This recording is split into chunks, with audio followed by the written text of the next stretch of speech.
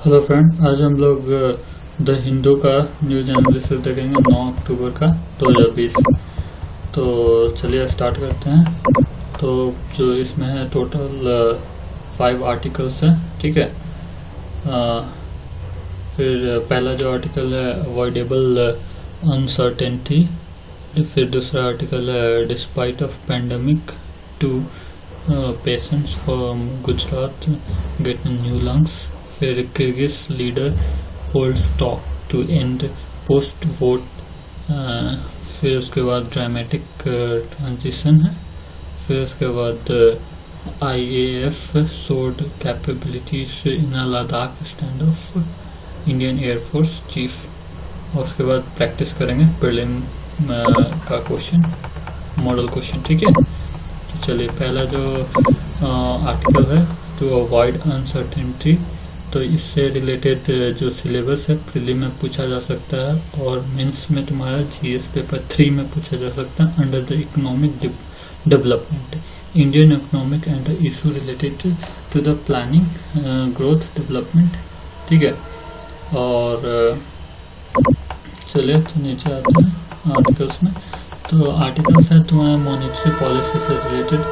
तो monetary policy में मतलब कि monetary policy refer to the policy of the central bank with regards to the use of monetary instruments under the control to achieve the goal specified in the RBI Act 1934।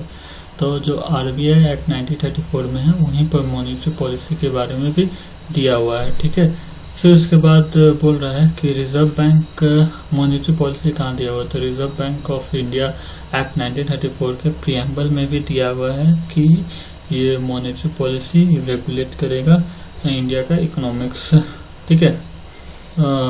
तो इसके बाद बोल रहा है second point में कि monetary policies framework in India operate by the Reserve Bank of India. Reserve bank operate करता है, सेंट्रल गवर्नमेंट नहीं ऑपरेट करता, याद रखिएगा। सेंट्रल गवर्नमेंट नहीं ऑपरेट करता है मॉनेटरी पॉलिसी। मॉनेटरी पॉलिसी हमेशा जो ऑपरेट करता है वो रिजर्व बैंक ऑपरेट करता है। और इसका पावर कहाँ से आता है रिजर्व बैंक के पास, तो Reserve Bank of India Act 1934 से आता है।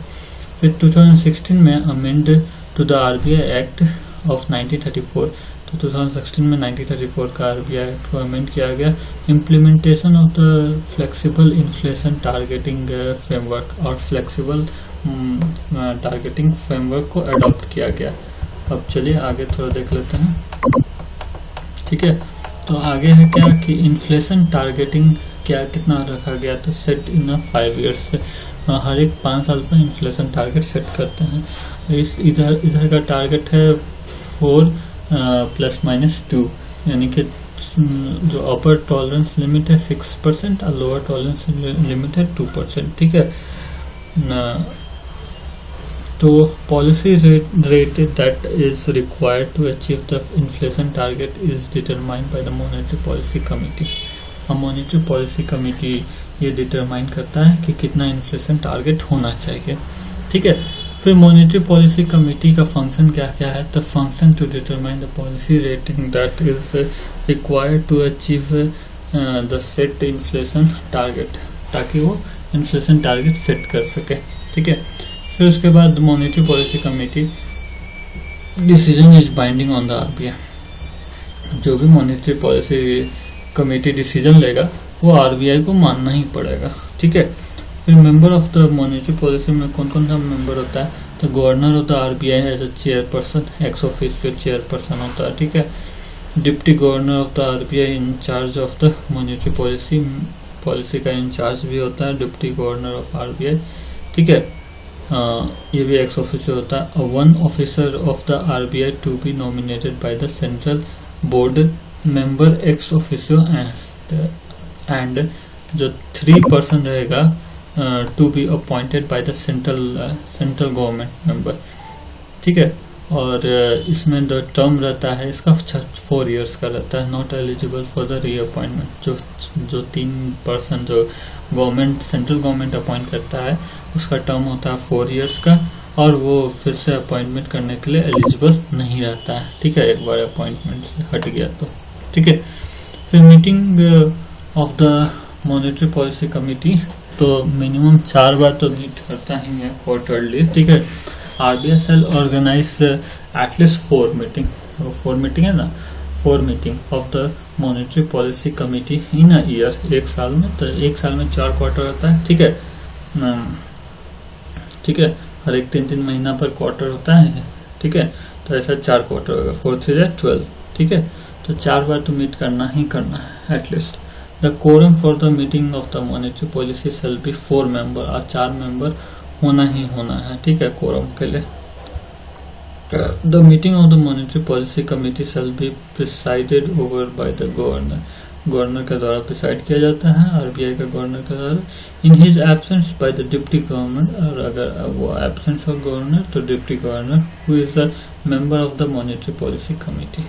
Each member of the monetary policy committee shall have 1 vote, और each member of the monetary policy committee के पास 1-1 वोट होता है।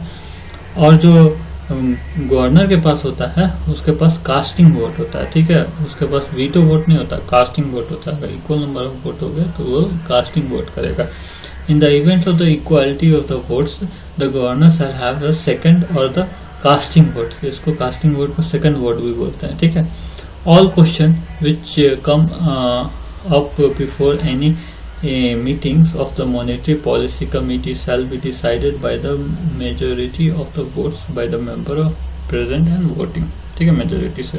फिर step to be taken to implement decision of the monetary policy committee, RBI shall publish document publish करेगा planning the steps to be taken by it to implement the decision of the monetary policy committee, ठीक है।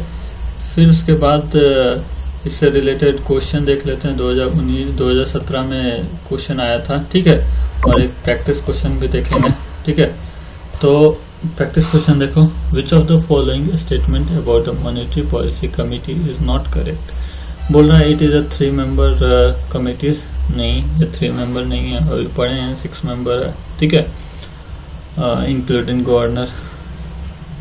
फिर उसके बाद second statement है, it consist of the member from the Reserve Bank of India, नहीं, reserve Bank of India से नहीं, और सेंट्रल गवर्नमेंट भी अपॉइंट नॉमिनेट करता है या अपॉइंट करता है 3 मेंबर को। तो ये भी गलत हो गया, 1 और 2 गलत हो गया, तो आंसर मिल गया हम लोग का डी आंसर, क्योंकि इनकरेक्ट ही पूछ रहा है, 1 और 2 इनकरेक्ट है।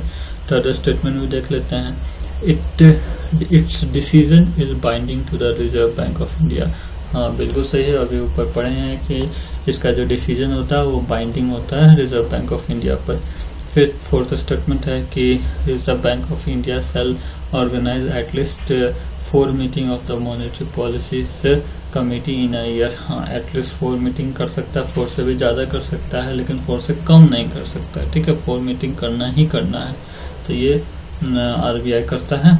और इसी तरह का क्वेश्चन आजकल यूपीएससी पूछ रहा है, थोड़ा लेंदी 4 स्टेटमेंट 5 स्टेटमेंट ऐसा काइंड ऑफ क्वेश्चन पूछ रहा है आजकल, ठीक है।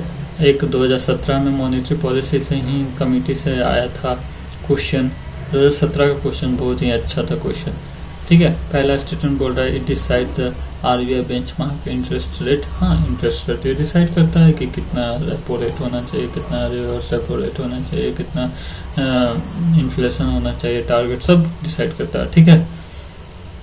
फिर उसके बाद सेकंड स्टेटमेंट बोल रहा है कि it is a 12 member body including the governor of the RBI and is constitute every year constitute नहीं होता है, 4 ईयर्स तक रहता है, ठीक है।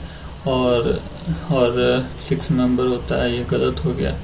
फिर उसके बाद it function under the chairmanship of the union finance minister के अंदर नहीं काम करता है, ये गवर्नर के अंदर काम करता है, रिजर्व बैंक का गवर्नर के अंदर। ये भी गलत हो गया, 2 3 गलत हो गया, यानी कि पहला स्टेटमेंट सही है, यानी कि ए ऑप्शन हो जाएगा, ठीक है। अब चलिए आगे क्वेश्चन देखते हैं।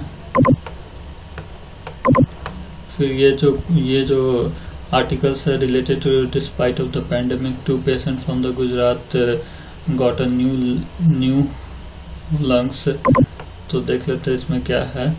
तो इससे रिलेटेड जो प्रीलिम में क्वेश्चन पूछ सकता है और जीएस पेपर 2 में क्वेश्चन पूछ सकता है कॉन्स्टिट्यूशन पॉलिटी, ठीक है, मैं issue related to the development and the management of the social sector service relating to the health, ठीक है, हेल्थ से रिलेटेड है। जीएस पेपर 3 में पूछ सकता है एज पर द टेक्नोलॉजी, ठीक है, and biodiversity, environment management, disaster management, तो ये टेक्नोलॉजी के अंदर में आएगा, ठीक है। तो देख लेते हैं आर्टिकल क्या है। आर्टिकल क्या है कि gas exchange in the lung, gas exchange in the lungs. तो इनहेल जो करते हैं हम लोग, एयर इंटर लंग में इंटर करता है, oxygen from the air moves from the lungs to the blood, और लंग्स से ब्लड में जाता है ऑक्सीजन, और जब एक्सेल करते हैं तो carbon dioxide moves from the blood to the lungs में चला जाता है, फिर हम लोग बाहर एक्सेल कर सकते हैं। तो इंटरस्टेटियल लंग्स डिजीज ILD जो होता है, a group of more than 200 different disorder that cause the scarring in the lungs, scarring हो जाता है lungs में, ठीक है। pulmonary fibrosis make it difficult to breathe, तो स्कारिंग हो जाने से हम लोग को ब्रीथिंग में डिफिकल्टीज आती है, ठीक है। तो स्कारिंग जो डैमेज कर देता है टिश्यू इन और अराउंड द लंग्स के अंदर का टिश्यू डैमेज कर देता है। तो उसके बाद interstitial tissue become thick and stiff, तो जो टिश्यू ज़्यादा थिक हो जाता है तो जिसके कारण से ऑक्सीजन ब्लड में नहीं घुल पाता है, ठीक है। ब्लड में ऑक्सीजन घुलेगा तो अपना मतलब कि ब्लड प्यूरिफाई करेगा, नहीं तो ब्लड खराब हो जाएगा, ठीक है। उसके बाद क्या किस कारण से होता है, कॉज क्या होता है कि by genesis medicines, other medical condition and certain autoimmune disorder, ठीक है। Long term exposure to the hazardous material such as harvester मतलब जो करकट बनाता है ना, जो सीमेंट वाला करकट होता है ना, उसको हार्वेस्टर बोलते हैं, ठीक है। वहाँ पर अगर काम करते हैं तो वहाँ से का जो डस्ट पार्टिकल होता है वो नाक से थ्रू लंग्स में चल जाता है, जिसके कारण से ये मतलब कि ये जो डिजीज हो जाता है वो हो सकता है आपको। तो ब्रीदिंग इन डस्ट और अदर पार्टिकल्स से black lungs among the coal mines में भी जो काम करता है उसको भी हो जाता है, ठीक है। Farmer lungs for inhaling the farm dust and silicosis from the inhaling the silica dust etc, ठीक है। साइन एंड सिम्टम क्या है कि पता चले कि ये डिजीज हो गया है, तो ड्राई कफ होगा, ठीक है, खांसेगा, ठीक है। शॉर्टनेस ऑफ द ब्रीथ मतलब कि हाफी आ जाएगा, ठीक है। चेस्ट डिस्कम्फर्ट मतलब कि थोड़ा जलन टाइप का होता रहेगा। फटीग होगा मतलब कि आलस टाइप का लगेगा, ठीक है, हमेशा थका लगेगा, ये सब इसका सिम्टम है। फिर डायग्नोसिस होता है pulmonary function test and chest CT scan जो होता है ना, सिटी स्कैन का फुल फॉर्म होता है computed tomographic scan. CT scan का फुल फॉर्म होता है कंप्यूटेड ट्रोमोग्राफिक स्कैन। इसका ट्रीटमेंट भी है with medicine, pulmonary rehabilitation, oxygen therapy और लंग्स ट्रांसप्लांट, और लास्टली अगर नहीं कुछ होगा तो लंग का ट्रांसप्लांट करना पड़ेगा। इफ अनट्रीटेड रहेगा तो ILD can leads to the complication growth problems in childrens and lung cancer भी हो सकता है, ठीक है। उसके बाद हार्ट फेलियर हो सकता है, रेस्पिरेटरी फेलियर हो सकता है, ये सब इसका कारण ये मतलब कि अगर नहीं ट्रीट किया जाए, ठीक है। तो इसको ट्रीट करने के लिए एक मशीन आता है जिसको बोलते हैं तुम्हारा एक्स्ट्रा कॉर्पोरल मेम्ब्रेन ऑक्सीजनेशन। तो ये देखो, ये इस तरह का मशीन लगता है। इसमें क्या होता है कि treatment that user pump to circulate the blood through artificial lungs back into the blood streams of the patients. मतलब कि पेशेंट का ब्लड निकाल के यहाँ पे ऑक्सीजनेटेड ब्लड करके फिर वापस पेशेंट में डाल दिया जाता है, ठीक है। ये लिमिटेड टाइम के लिए यूज किया जाता है, जैसे कि किसी का ट्रांसप्लांट करना है, लंग ट्रांसप्लांट करना है, हार्ट ट्रांसप्लांट करना है, तो उस पीरियड के टाइम में ये यूज होता है। ये प्रोवाइड करता है हार्ट लंग्स बाईपास, ठीक है, supports outside of the patient body. ये देखो, ये होता है वाटर हीटर है, ECMO पंप है, आर्टिफिशियल लंग्स है, बैकअप बैटरीज है, ठीक है, ब्लड गैस मॉनिटरिंग है, ये सब, ठीक है। उसके बाद इससे रिलेटेड एक क्वेश्चन देख लेते हैं। क्वेश्चन है कि the interstitial lungs disease ILD cause scarring in the lungs and make it hard for the oxygen to move out of the lungs and into the blood streams, and for the carbon dioxide to move out from the blood streams and into the lungs.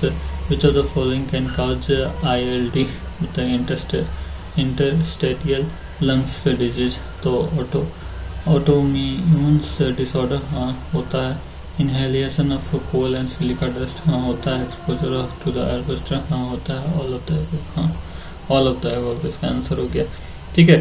चलो next article में चलते हैं। तो next article है related to the Kyrgyz leader holder talks, ठीक है, Kyrgyz leader hold talks to end the post vote chaos, तो chaos, ठीक है। तो पॉलिटिकल केओस इन किर्गिस्तान में पॉलिटिकल केओस हो गया है, ठीक है। किर्गिस्तान का कैपिटल क्या है? किर्गिस्तान का कैपिटल है तुम्हारा बिश्केक, ठीक है, याद रखना। किर्गिस्तान ऊपर है तुम्हारा तजाकिस्तान से थोड़ा ऊपर है, ठीक है, नॉर्थ में है, तजाकिस्तान थोड़ा साउथ में, ठीक है। तो Kyrgyzstan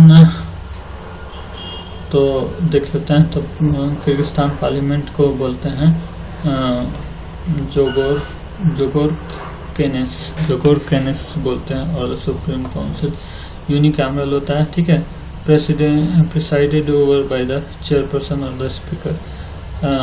constitution of the Kyrgyzstan, जिसको जोगोर केनेसेस बोलते हैं, वो determine the principles for the domestic and the foreign policies, propose amendment to the constitution, adopt laws, provide the state budget,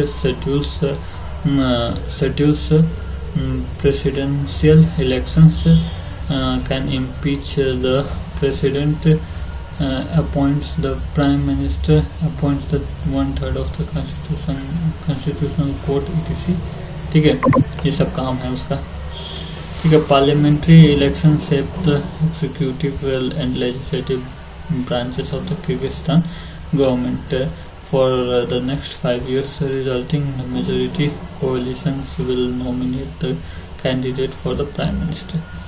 Electoral systems, political parties must meet the requirement of the threshold of the votes separately at the national level and each region to enter the parliament, ठीक है, threshold पार करना पड़ता है। Recently the parliamentary election 2020, only 4 political parties out of the 16 parties the threshold for the entry into the parliament, ठीक है। तो बस 4 political party enter कर पाए आउट ऑफ 16, ठीक है। तो इससे कारण प्रोटेस्ट हुआ, ठीक है। तो ये सब कारण है, ठीक है। Electoral authorities have annulled the result of the parliamentary election, annulled कर दिया गया। Protesters are demanding for the removal of the president स्क्रोम्बे, जो प्रेसिडेंट है चीन, उसको हटाने के लिए बोल रहा है। तो किर्गिस्तान का थोड़ा ज्योग्राफिकल देख लेते हैं, लोकेशन कहाँ पर है। तो सेंट्रल एशियन कंट्री है, located along the eastern border of the central Asian region. Border है तुम्हारा किर्गिस्तान से नॉर्थ वेस्ट एंड नॉर्थ में, ठीक है। चाइना से है ईस्ट एंड साउथ में, उज्बेकिस्तान से है वेस्ट में, और तजाकिस्तान से है साउथ में, तजाकिस्तान में साउथ में। ये एक लैंड ऑफ कंट्री है, इसका कैपिटल है बिश्केक, और separate from the Soviet union and attend the independence in 1991 में इसको इंडिपेंडेंस मिला। इसका यहाँ पे एक लेक है जिसका नाम है सेकोल लेक, ठीक है।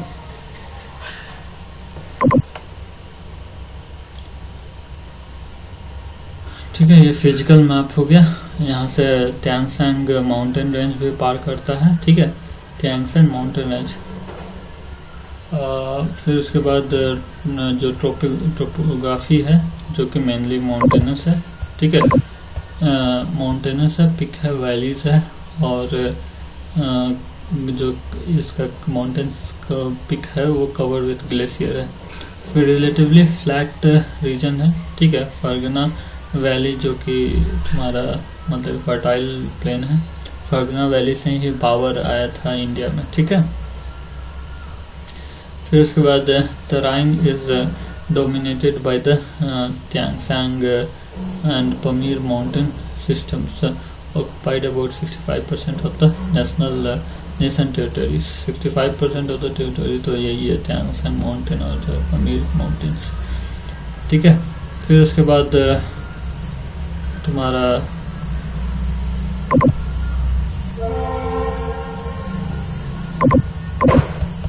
फिर यहाँ पर एक फेमस लेक है जिसका नाम है तुम्हारा साइकोल लेक, ठीक है, किर्गिस्तान का। और तुम्हारा इम्पोर्टेंट रिवर हो गया तुम्हारा चू रिवर, नारियन रिवर्स, फिर कारा, ठीक है।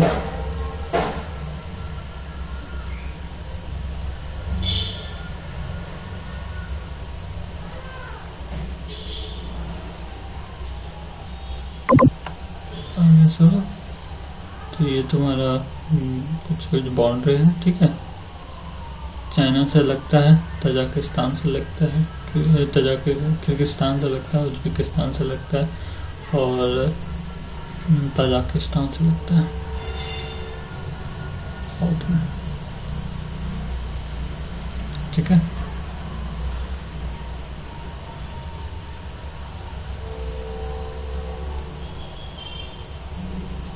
फिर इससे रिलेटेड क्वेश्चन देख लो। क्वेश्चन है, a country has the following characteristic, it is a landlocked country, बिल्कुल सही है, लैंडलॉक कंट्री है। फिर it is terrains is dominated by the Tian Shan and Pamir mountain, हाँ 65% ऑफ द लैंड कवर है इसी से। Its higher elevations pasture supports livestock race, pasture support ही होता है। इट इम्पोर्टेंट लेक इज साइकोल, नेवर फ्रिज नहीं करता है, ठीक है। तो ये सारा तुम्हारा किर्गिस्तान से रिलेटेड है, क्योंकि चाइना लैंडलॉक नहीं है, तुर्की लैंडलॉक नहीं है, बेलारूस लैंडलॉक है, पर पमीर प्लेटो, पमीर माउंटेन और त्यांगसेंग माउंटेन बेलारूस में नहीं मिलता है, ठीक है। फिर उसके बाद चलो नेक्स्ट में आ जाते हैं। नेक्स्ट आर्टिकल है तुम्हारा रिलेटेड टू द कोडियाट्टम, ठीक है, कोडियाट्टम जो कि एक संस्कृत थिएटर है, ठीक है। मलयालम केरला में होता है, लेकिन मलयालम लैंग्वेज नहीं यूज होता है, संस्कृत लैंग्वेज यूज होता है, ठीक है। इसको करंट अफेयर में पूछा जा सकता है और जीएस पेपर 1 में पूछा जा सकता है as a Indian culture, Indian culture will cover the silent aspect of the art forms, ठीक है। तो इसके बारे में कोडियाट्टम के बारे में थोड़ा देख लेते हैं। तो कोडियाट्टम है जो मतलब कि एक तरह का एंशिएंट संस्कृत थिएटर है, ठीक है, arts forms of the state of Kerala, one of the oldest art forms in the nation, usually perform only in the temple theaters known as Kodiyattam, ठीक है, कोडियाट्टम एक्टिंग टुगेदर, ठीक है। 4 method of acting mention in संघ of, तो भरतनाट्यम में इसका mention किया गया है, कौन सा शस्त्र अंगिकम, वचीकम और Sattvikam and Aharyam are present in the Koodiyattam.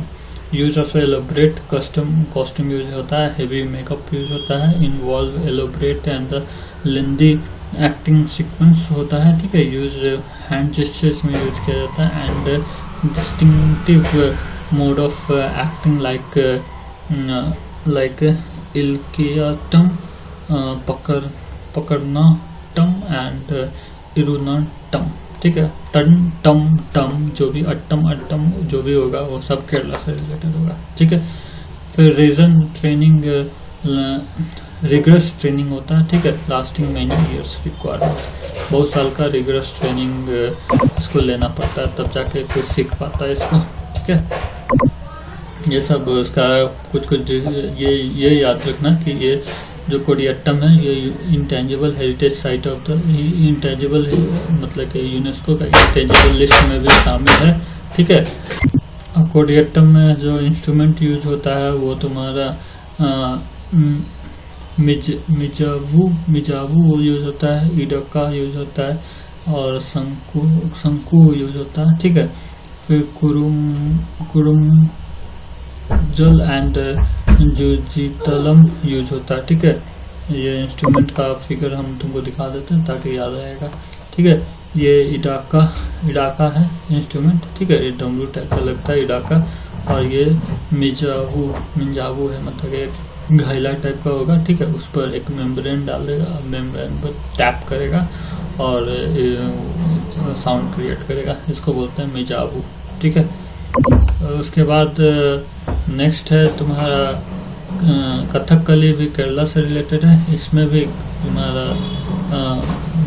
Based on the नाट्य शास्त्र में इसका मेंशन किया हुआ है। ठीक है, इसमें क्या आता है, important aspects eye movement and hand gesture इसमें मेन होता है, आई मूवमेंट और हैंड जेस्चर कथकली में। ठीक है, ये देखो अटायर है कथकली का, इसमें ग्रीन कलर का फेस पेंटिंग किया जाता है। ठीक है, फिर इम्पोर्टेंट एस्पेक्ट्स ये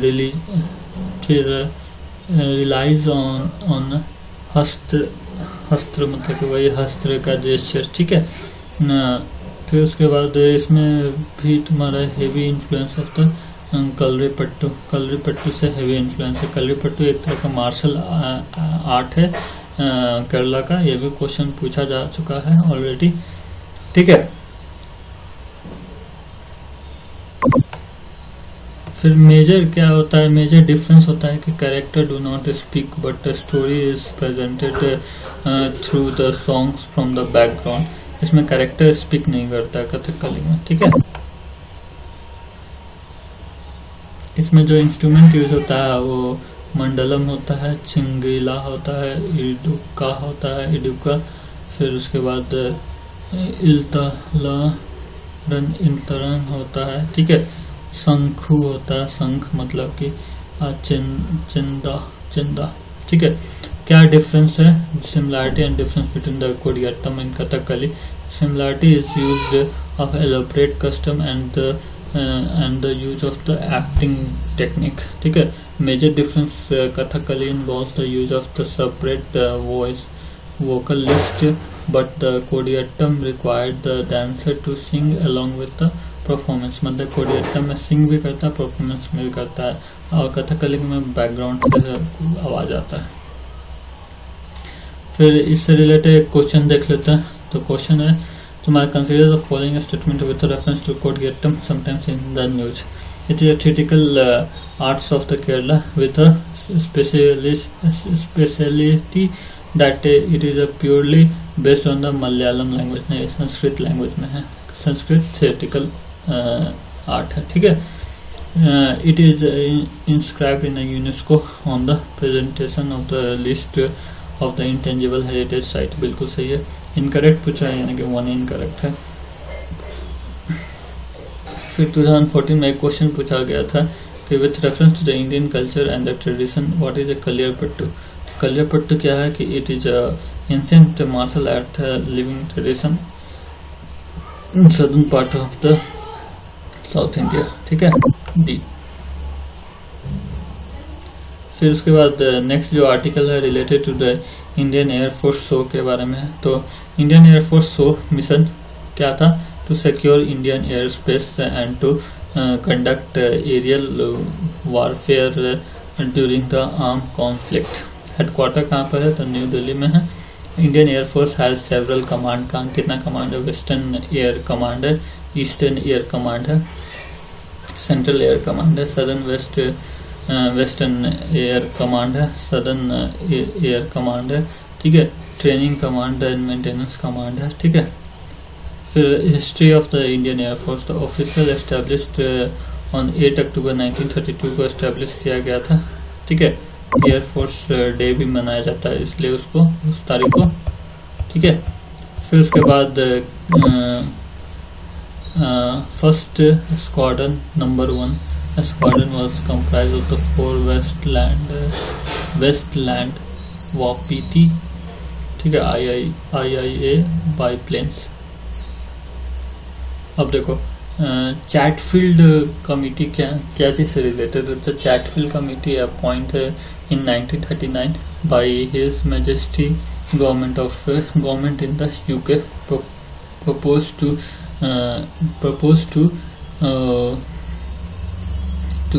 recess the problems concerning the defense in India, ठीक है। उसके लिए चैटफील्ड कमिटी को अपॉइंट किया गया था। ऐसे भी फील्ड में लड़ाई होता है तो इसे याद रखना कि मिलिट्री से रिलेटेड है, ठीक है। फिर propose to re equipment of royal equipment of the royal air force squadron based on in India. फिर suggest to raise the 5 flight on the voluntary basis to assess the defense of the principal ports.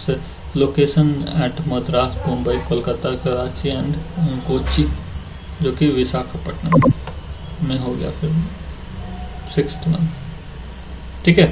तो ये सब इसका description है, ठीक है। इससे related question है कि इन 1939 the British government of UK appointed a Chatfield committee to recess the problems concerning to the defense of the India, B option, ठीक है। तो ये सारा हो गया है। तो ये क्वेश्चन भी सिमिलरली कोडियट्टम है, तो Koodiyattam UNESCO world heritage site है। ये मलयालम लैंग्वेज में नहीं किया जाता, ऑलरेडी डिस्कस कर दिया, संस्कृत थिएटर है, ठीक है। फिर ये अभी कलेपट्टू भी डिस्कस कर चुके हैं, ये मार्शल आर्ट है केरला का। फिर उसके बाद मॉनेटरी पॉलिसी के बारे में भी डिस्कस कर लिया। 6 मेंबर कमेटी होता है, ठीक है। इसमें रिजर्व बैंक ऑफ इंडिया से 3 मेंबर होता है, सेंट्रल अपॉइंट करता है 3 मेंबर फॉर द 4 years, ठीक है। रीअपॉइंटमेंट के लिए एलिजिबल नहीं होता है। फिर उसके बाद इसका डिसीजन बाइंडिंग होता है रिजर्व बैंक ऑफ इंडिया पर, और ये एटलीस्ट 4 टाइम मीट कर सकता है, 4 टाइम से ज़्यादा भी कर सकता है, ठीक है। फिर 2017 में इससे क्वेश्चन आया था कि the decision of the RBI benchmark interest rate को यहाँ बेंचमार्क करता है मॉनेटरी पॉलिसी ही। फिर ये 6 मेंबर बॉडी है इंक्लूडिंग गवर्नर ऑफ RBI, ठीक है। इस function under the ministry of finance के अंदर नहीं करता है, ये RBI के गवर्नर के अंदर करता है, ठीक है। फिर ये भी पता चल गया कि Chatfield committee for the problems concerning defence of India, ठीक है। फिर उसके बाद ये भी देख लिए हैं कि इंटरस्टेलर लंग्स डिजीज किसके कारण होता है, तो ऑटो इम्यून डिसऑर्डर रहेगा तो होगा। इनहेल कोल और सिलिका डस्ट से भी होता है, और अगर एक्सपोजर टू हार्वेस्टर इंडस्ट्रीज में अगर ज़्यादा धूल ले रहे हैं तो उससे भी हो जाता है, ठीक है। फिर एक और क्वेश्चन है तुम्हारा कि ये डिस्क्रिप्शन दिया हुआ है एक कंट्री का, कि ये डिस्क्रिप्शन है, अब बताना है कि वो किस कंट्री का। तो लैंडलॉक कंट्री, तो चाइना नहीं हो सकता, तुर्की नहीं हो सकता, कि लैंडलॉक नहीं है। फिर ये बोल रहा है कि the territory dominated by the Tian mountain और पमीर माउंटेन, तो ये सेंट्रल एशिया में है, तो बेलारूस नहीं हो सकता, तो यानी कि आंसर आ गया किर्गिस्तान से। फिर थर्ड स्टेटमेंट है, it has a high elevation pasture support livestock, ठीक है। It's important lake is Sak Kol, never freeze करता, फ्रीज नहीं होता, ठीक है।